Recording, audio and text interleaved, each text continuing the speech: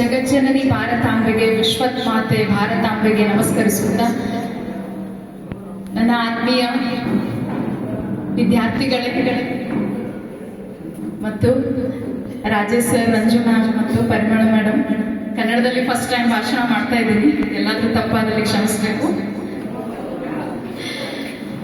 ನನ್ನ ನೆಚ್ಚಿನ ವಿದ್ಯಾರ್ಥಿಗಳಿಗೆ ಹಾಗೂ ಎಲ್ಲ ಸಿಬ್ಬಂದಿ ವರ್ಗದವರಿಗೂ 80ನೇ ಸ್ವಾತಂತ್ರ್ಯ ದಿನಾಚರಣೆಯ ಶುಭಾಶಯಗಳು, ಹಾರ್ದಿಕ ಶುಭಾಶಯಗಳು.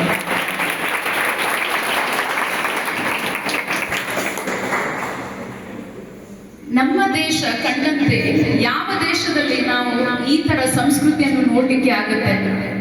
ಯಾವ ದೇಶದಲ್ಲೂ ಸಹ ಇಲ್ಲ. ಇಷ್ಟು ಒಗ್ಗಟ್ಟು, ಡೈವರ್ಸಿಟಿ, ಯೂನಿಟಿ, ಸೊ ಇದೆಲ್ಲರೂ ನಮಗೆ ಸಿಗೋದು ನಮ್ಮ ದೇಶದಲ್ಲಿ. ಸೊ ನಮ್ಮ ದೇಶ ಭಾರತ, ಹೆಮ್ಮೆಯ ದೇಶ ಭಾರತ. ಸ್ವಾಮಿ ವಿವೇಕಾನಂದರು, ರವೀಂದ್ರನಾಥ್ ಟ್ಯಾಗೋರ್, ಡಾಕ್ಟರ್ ಬಾಬಾ ಸಾಹೇಬ್ ಅಂಬೇಡ್ಕರ್ ಅವರು ಜನಿಸಿದಂಥ ನಾಡು. ಅತಳ ವಿತಳ ಸುತಳ ಪಾತಾಳ ತಳತಳ ರಸತಳ ಮಹಾತಳದಲ್ಲೂ ಸಹ ದೇವತೆಗಳು ಯುದ್ಧ ಮಾಡ್ತಾರೆ. ಭಾರತ ಜನ್ಮದಲ್ಲಿ ನಾವು ಭಾರತ ಭೂಮಿಯಲ್ಲಿ ನಾವು ಮಣ್ಣಿನಲ್ಲಿ ನೆನೆಸಬೇಕಂತೆ. ಸೊ ಇದು ಯಾರ ಇಚ್ಛೆ? ಭಗವಂತನ ಇಚ್ಛೆ. ನಾವು ಎಷ್ಟು ಹೆಮ್ಮೆಯಿಂದ ಹೇಳ್ಕೋಬೇಕು, ನಾವು ಭಾರತೀಯರು. ಭಾರತ ದೇಶ ನಮ್ಮ ಹೆಮ್ಮೆಯ ದೇಶ. ಎಂಥ ಶ್ರೇಷ್ಠ ದೇಶವೆಂದರೆ, ನಾನು ಒಂದು ಉದಾಹರಣೆ ಕೊಡ್ಲಿಕ್ಕೆ ಇಷ್ಟಪಡ್ತೇನೆ. ಕೋವಿಡ್ ಬಂತು, ಇಡೀ ಜಗತ್ತು ಉಸಿರಾಡಲಿಕ್ಕೆ ಕಾಯ್ತಾ ಇತ್ತು, ಎಲ್ಲರೂ ಸಾಯ್ತಾ ಇದ್ರು ಉಸಿರಾಡಲಾರ್ದೆ. ಸೊ ಆ ಒಂದು ಸಮಯದಲ್ಲಿ 2019-2020ರಲ್ಲಿ ಇಡೀ ವಿಶ್ವವನ್ನೇ ಒಂದು ದಾಖಲೆ ಮಾಡಿದ ನಮ್ಮ ದೇಶ. ಹೇಗೆ ಗೊತ್ತಾ? ಸೊ ಅದನ್ನು ನಾನು ವಿವರಿಸ್ತೀನಿ. ನಮ್ಮ ಜಗತ್ತಿನಲ್ಲಿ ಸಾಯುವಂತ ಕ್ಷಣಗಳು ಹತ್ತಿರ ಇದ್ದಾಗ ಭಾರತ ಒಂದು ವಸುದೈವ ಕುಟುಂಬಕಂ ಅಂತ ಒಂದು ಮಾತನ್ನು ನಡೆಸಿಕೊಟ್ಟಿತು. ಅದು ಹೇಗೆ ನಡೆಸಿಕೊಟ್ಟಿತು ಅಂದರೆ, ಎಲ್ಲಾ ದೇಶಗಳು ಕೋವಿಡ್ಗಾಗಿ ಒಂದು ವ್ಯಾಕ್ಸಿನ್ ಅನ್ನು ತಯಾರು ಮಾಡಲಿಕ್ಕೆ ನಿಂತಿತ್ತು. ಸೊ ಆ ವ್ಯಾಕ್ಸಿನ್ ಎಷ್ಟು ದೇಶಗಳು ಮಾಡಿದ್ದು? 5 ದೇಶಗಳು ಮಾಡಿದ್ರು. ಮೊದಲಿಗೆ UK, ಯುನೈಟೆಡ್ ಕಿಂಗ್ಡಮ್. ನಮ್ಮ ಸಂಪತ್ತನ್ನು ಲೂಟಿ ಮಾಡಿದ ಇಂಗ್ಲೆಂಡ್ ದೇಶದವರು ನಮ್ಮ ಸಂಪತ್ತಿಂದಲೇ ಇಡೀ ದೇಶಕ್ಕೆ ವ್ಯಾಕ್ಸಿನ್ ಕಂಡುಹಿಡಿದ್ರು. ಎರಡನೇದಾಗಿ USA, ಅತಿ ಶ್ರೀಮಂತ ರಾಷ್ಟ್ರ. ಸೊ ಅತಿ ಶ್ರೀಮಂತ ರಾಷ್ಟ್ರ, ದುಡ್ಡಿದೆ, ಕಂಡುಹಿಡಿತಾರೆ. ಅಲ್ಲಿ ಇರುವಂತ ಬುದ್ಧಿಶಕ್ತಿ 70%. ಅಮೆರಿಕದಲ್ಲಿ ಇರುವಂತವರು ಸೈಂಟಿಸ್ಟ್ಗಳು ಭಾರತೀಯರು 70%. ಸೊ ನಮ್ಮ ಹೆಮ್ಮೆ, ನಮ್ಮ ಭಾರತೀಯರ ಜಾಣ್ಮೆ. ಮೂರನೇ ದೇಶ ಬಂದ್ಬಿಟ್ಟು ರಷ್ಯಾ ಶ್ರೀಮಂತ ದೇಶ. ಆವತ್ತು ಕಂಡುಹಿಡಿಯಿತು, ವ್ಯಾಕ್ಸಿನ್ ಕಂಡುಹಿಡಿತು.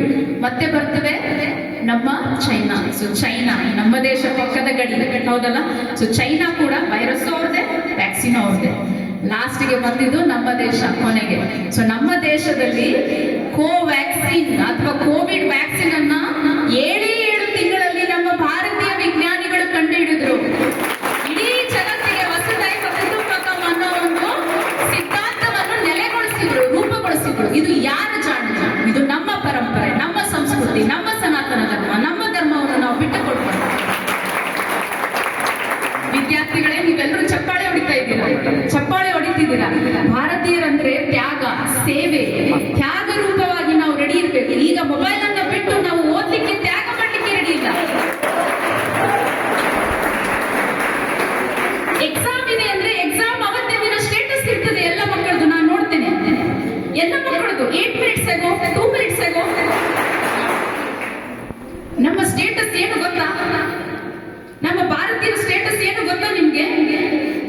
ನಮ್ಮ ದೇಶ ಅತಿ ದೊಡ್ಡ ಕಾಣಿಕೆಯನ್ನು ಕೊಟ್ಟಂತ ರಾಷ್ಟ್ರಕ್ಕೆ ಹೆಮ್ಮೆ ಅನ್ನಿಸಿಕೊಳ್ಳುವಂತ ಒಂದು ಕೆಲಸ ಮಾಡಿದೆ. ಗ್ಲೋಬಲ್ ಟೈಮ್ಸ್ ವರದಿಯನ್ನ ಕೊಡ್ತದೆ. 196 ದೇಶಗಳು, ಭಾರತ ಒಂದೇ ಮಾತಿಗೆ 196 ದೇಶಗಳು ಸೂರ್ಯನೆದುರಿಗೆ ಇಂಟರ್ನ್ಯಾಷನಲ್ ಯೋಗ ಡೇಯನ್ನ ಮಾಡಿಕೊಳ್ಳುತ್ತವೆ. ಎಷ್ಟು ದೇಶಗಳು? 196ಕ್ಕೂ ಹೆಚ್ಚು ದೇಶಗಳು ಸೂರ್ಯನ ಎದುರು ಮುಖ ಮಾಡಿ ಸೂರ್ಯ ನಮಸ್ಕಾರವನ್ನು ಹಾಕಿ ಈ ಯೋಗ ಪದ್ಧತಿ ಬಂದಿದ್ದೇವೆ. ಪತಂಜಲಿ ಅಷ್ಟಾಂಗ ಸೂತ್ರ. ಸೊ ಈ ರೀತಿ ಬಂದಿದ್ದೇವೆ ನಮ್ಮ ವೇದಗಳು, ನಮ್ಮ ದೇಶದ ಹೆಮ್ಮೆ. ಸೊ ಒಂದು ಗ್ಲೋಬಲ್ ಟೈಮ್ಸ್ ಆಫ್ ಇಂಡಿಯಾ ವರದಿ ಪ್ರಕಾರ 196 ದೇಶಗಳು ಸೆಲೆಬ್ರೇಟ್ ಮಾಡ್ತವೆ ಇಂಟರ್ನ್ಯಾಷನಲ್ ಯೋಗ ಡೇ ಅಂತ. ಸೊ ಇದು ಯಾರದ ಹೆಮ್ಮೆ? ನಮ್ಮ ದೇಶದ ಹೆಮ್ಮೆ, ನಮ್ಮ ಮಣ್ಣಿನ ಹೆಮ್ಮೆ, ನಮ್ಮ ದೇಶದ ಸಂಸ್ಕೃತಿಯ ಹೆಮ್ಮೆ. ಸೊ ಇದು ಒಂದೇ ಅಲ್ಲ, ಜೊತೆಗೆ ಜಗತ್ತಿಗೆ ಅತಿ ದೊಡ್ಡ ವಿಶ್ವವಿದ್ಯಾಲಯವನ್ನು ಹೊಂದಿದ ರಾಷ್ಟ್ರ ನಮ್ಮದು. ಎಷ್ಟು ವಿದ್ಯಾಲಯಗಳಿದೆ? ಎಷ್ಟು ವಿದ್ಯಾಲಯಗಳಿದ್ದಾವೆ?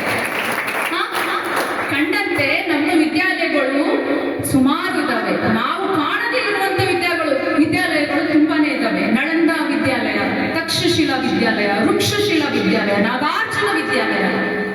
ಸೊ ಇದೆಲ್ಲ ಕೊಟ್ಟಿದ್ದು 64 ವಿದ್ಯೆಗಳು, ಜೊತೆಗೆ ಗ್ರಂಥಗಳು. 12 ಲಕ್ಷಕ್ಕೂ ಹೆಚ್ಚು ಗ್ರಂಥಗಳನ್ನು ಬರೆದಂತ ಮಹಾಭಾರತವನ್ನು ದೇಶಕ್ಕೆ ಕೊಟ್ಟಿದ್ದು ನಮ್ಮ ರಾಷ್ಟ್ರ.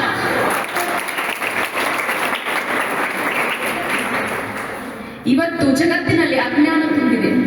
ಎಷ್ಟೋ ಇಂಡಸ್ಟ್ರಿಯಲೈಸೇಷನ್, ಮಾಡರ್ನೈಸೇಷನ್, ಟೆಕ್ನಾಲಜಿ, ಜಂಜಿ ಏನಿದು? ನಮ್ಮ ದೇಶದಲ್ಲಿ ಇಷ್ಟು ಹೆಮ್ಮೆ ಇತ್ತು. ಯಾವ ದೇಶದ ಹಿರಿಮೆಯನ್ನು ನಮ್ಮ ಪೂರ್ವಕರು ನಮಗೂ ಕೊಟ್ಟು ಹೋಗಿದ್ದಾರೆ, ಅದನ್ನು ಉಳಿಸಿಕೊಳ್ಳುವುದೇ ನಮ್ಮ ಒಂದು ಜವಾಬ್ದಾರಿ. ಇದೇ ನಮ್ಮ ಸ್ವಾತಂತ್ರ್ಯ ದಿನಾಚರಣೆ ಯಾಕೆ ಆಚರಿಸಬೇಕು ನಾವು?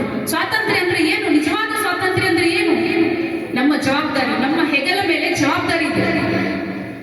ನಮ್ಮ ಹೆಣ್ಣು, ನಮ್ಮ ರಾಷ್ಟ್ರದ ಹೆಣ್ಣು ಅಂದರೆ ಗೌರವ. ಒಂದು ಕಥೆ ಹೇಳಲಿಕ್ಕೆ ಇಷ್ಟಪಡ್ತೇನೆ, ಅರ್ಥ ಆಗ್ತಿದೆ ಎಲ್ಲರಿಗೂ. ಶಿವಾಜಿ ಮಹಾರಾಜರು ಯುದ್ಧಕ್ಕೆ ಬರ್ತಾರೆ ಮಹಾರಾಷ್ಟ್ರದಲ್ಲಿ.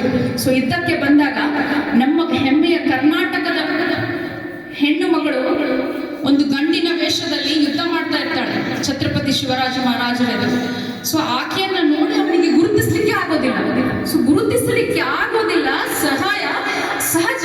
ಸೊ ಆ ಸಹಜ ಅವಸ್ಥೆಯಲ್ಲೂ ಕೂಡ ಹೇಗೋ ಕಂಡು ಹಿಡ್ಕೊಂಡ. ಅಯ್ಯೋ ತಾಯಿ, ನೀನು ಹೆಣ್ಣು, ನೀನು ಸ್ತ್ರೀ, ನಿನಗೆ ನಾನು ಯುದ್ಧ ಮಾಡುವುದು ಸರಿಯಲ್ಲ ಅಂತ ಛತ್ರಪತಿ ಶಿವರಾಜ್ ಮಹಾರಾಜ್ ಕುದುರೆಯಿಂದ ಕೆಳಗಡೆ ಇಳಿದು ನಮಸ್ಕರಿಸ್ತಾನೆ. ನೀನು ನನ್ನ ತಾಯಿ ಜೀಜಾಬಾಯಿ ಇದ್ದಂಗೆ, ನೀನು ನನ್ನ ಮನೆಯ ತಾಯಿ ಹೆಣ್ಣು ಮಗಳು ಇದ್ದಂಗೆ. ಯಾವ ರಾಷ್ಟ್ರದ ಹೆಣ್ಣು ನೀನು ನಮ್ಮ ಜೊತೆ ಯುದ್ಧ ಮಾಡ್ಲಿಕ್ಕೆ ಬಂದಿದೀಯಾ? ನಾನು ನಿನ್ನ ಹೆಣ್ಣಂತ ನೋಡಿನೇ ಇಲ್ಲ, ಗೊತ್ತೇ ಆಗಿಲ್ಲ ನನಗೆ. ಆಗ ಹೇಳ್ತಾಳೆ, ಆ ಹೆಣ್ಣು ಯಾರು ಅಲ್ಲ, ನಮ್ಮ ಕರ್ನಾಟಕದ ಹೆಮ್ಮೆಯ ಯಾರು? ಬೆಳವಡಿ ಮಲ್ಲಮ್ಮ. ನಮ್ಮ ಕರ್ನಾಟಕದ ಹೆಮ್ಮೆಯ ಬೆಳವಡಿ ಮಲ್ಲಮ್ಮ ಊರು ತುಂಬ ಎಲ್ಲ ಸಾಕ್ತಾಳೆ. ಎಲ್ಲ ಕಡೆ ಛತ್ರಪತಿ ಶಿವಾಜಿ ಮಹಾರಾಜರ ಒಂದು ಮೂರ್ತಿಯನ್ನು ಕೆತ್ತಲೇಬೇಕು ಅಂತ. ಸೊ ಇದು ನಮ್ಮ ದೇಶದ ಹೆಮ್ಮೆ, ಇದು ನಮ್ಮ ದೇಶದ ಸಂಸ್ಕೃತಿ. ಈಗ ನೀವು ಏನು ಆಚರಿಸ್ತೀರಾ, ಒಂದು ನಮಸ್ಕಾರ ಮಾಡ್ಲಿಕ್ಕೆ ಕೂಡ ನಿಮ್ಗೆ ಏನ್ ಬೇಕು? ನಮ್ಮದು, ನಮ್ಮ ದೇಶ, ನಮ್ಮ ಭಾವನೆ. ಸೊ ಭಾವನೆ ತುಂಬಾನೇ. ಈಗ ಎಲ್ಲ ಮ್ಯಾಥ್ಸ್ ಎಲ್ಲ ಬಂದಿದೆ, ನೀಟಿಗಾಗಿ ಎಲ್ಲರೂ ಹೋರಾಡ್ತಾ ಇದ್ದಾರೆ. ಈ ಮ್ಯಾಥ್ಸ್, ಈ ಯೋಗ, ಈ ಒಂದು ಗ್ರಾವಿಟಿ ಫೋರ್ಸ್, ಇದನ್ನೆಲ್ಲ ಕಂಡುಹಿಡಿದಿದ್ದು ಯಾರು ಅನ್ಕೊಂಡಿದ್ರ? ನಿಮ್ಮ ಮುಂದಿನ ಪೀಳಿಗೆಗೆ, ನಿಮ್ಮ ಸಹೋದರ ಸಹೋದರಿಯರಿಗೆ, ನಿಮ್ಮ ಮುಂದಿನ ವಿದ್ಯಾರ್ಥಿಗಳಿಗೆ, ನಿಮ್ಮ ಮಕ್ಕಳಿಗೂ ಸಹ ನೀವು ಇದನ್ನ ಹೇಳ್ಬೇಕು. ಏನಂತ? ನಮ್ಮ ದೇಶ ಯಾವ ತರ ಇದೆ ಅಂದ್ರೆ, ಗ್ರಾವಿಟಿನೂ ಕೂಡ ಕಂಡು ಹಿಡಿದಿದ್ದು ನಮ್ಮ ದೇಶ. ಅದು ಹೇಗೆ? ಯೂನಿವರ್ಸಿಟಿ ಆಫ್ ಮ್ಯಾನ್ಚೆಸ್ಟರ್ ಒಂದು ಆಕ್ಷೇಪಣಾ ಪತ್ರವನ್ನು ಕಳಿಸ್ತದೆ ಭಾರತಕ್ಕೆ. ಯಾವ ತರ?